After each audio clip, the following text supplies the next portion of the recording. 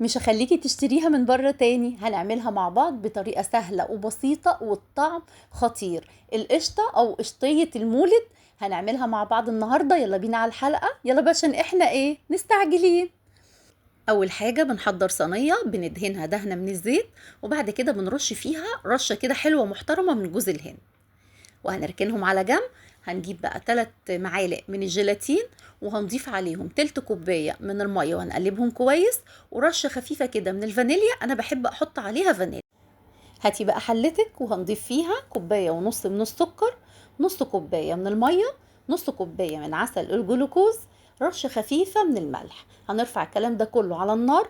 اول ما يبتدي في الغليان حضرتك هتعدي دقيقتين بالظبط، ونطفي عليه ونحضر بولتنا، وهننزل بقى بالخليط كده، وبعد كده هننزل بالجيلاتين معاه، ونبتدي بقى ضربا مبرحا نضرب فيه ضربا مبرحا. هو هيفتح مع حضرتك شوية بشوية لحد ما يوصل لدرجة كده الكريم شانتيه، ونفس الفوم ونفس زي ما حضرتك شايفة كده. خلاص كده هنبتدي بقى نجيب الصينيه اللي احنا دهناها بالزيت ورشيناها بجوز الهند، وننزل بسرعه الخليط قبل ما يشد مننا. وفوق الوش بقى ده اختياري، حضرتك ممكن تحطي جوز هند، زبيب. وخلاص كده هنبتدي بقى نغطيه ونسيبه بقى من ساعتين في التلاجة، او تسيبيه ليلة كاملة على الرخامة عند حضرتك، وهيطلع معاكي احلى واجمد واطعم قشطة ممكن تاكليها. لايك وشير لو عجبكم الفيديو، حلوين، وكل سنة وحضراتكم طيبين.